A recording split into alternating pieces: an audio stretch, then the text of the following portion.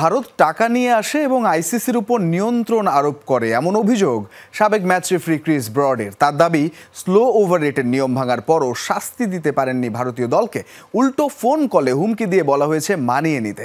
The টেলিগ্রাফকে দেয়া সাক্ষাৎকারে এমন বিস্ফোরক মন্তব্য আইসিসির সাবেক এই ব্রিটিশ ম্যাচ রেফারির। ২২ গজে রোহিত কোহলিদের দাপট ক্রিকেট বিশ্বে ভারতকে যেমন নিয়ে গেছে অনন্য উচ্চতায়, তেমনি টেবিলের খেলায়ও কম যায়নি বিসিসিআই। বড় আয়ের উৎস হওয়ায় আইসিসির কাছ থেকে বাড়তি সুবিধা আদায়ে সবচেয়ে এগিয়ে দেশটির ক্রিকেট বোর্ড, যা এখন আর অজানা নয় কারো।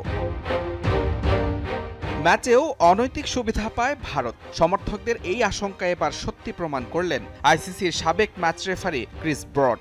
ব্রিটিশ সংবাদ মাধ্যম দ্য টেলিগ্রাফকে দেয়া সাক্ষাৎকারে জানান, নিয়ম ভাঙার পরও ভারতকে শাস্তি দিতে পারেননি তিনি, উল্টো ফোন কলে পেয়েছেন হুমকি।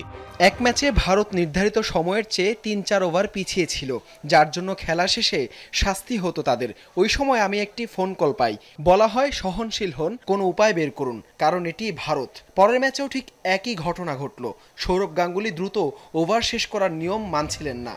২০০৩ থেকে ২০২৪ দীর্ঘ ২১ বছর আইসিসির ম্যাচ রেফারির দায়িত্ব পালন করেছেন ব্রড। এ সময় টেস্ট, ওয়ানডে ও টি-20 মিলিয়ে ৬২২টি আন্তর্জাতিক ম্যাচ পরিচালনা করেন তিনি। তবে গেল বছরের ফেব্রুয়ারি থেকে তার সঙ্গে চুক্তি নবায়ন করেনি আইসিসি, যেখানেও বিসিসিআইয়ের প্রভাব নিয়ে সন্দেহ ব্রডের। প্রশ্ন তুলেছেন আইসিসির অভ্যন্তরীণ কর্মপরিবেশ নিয়েও।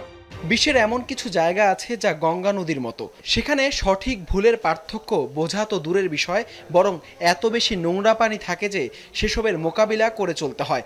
ভারত টাকা নিয়ে আসে এবং বিভিন্ন উপায়ে আইসিসির ওপর নিয়ন্ত্রণ আরোপ করে।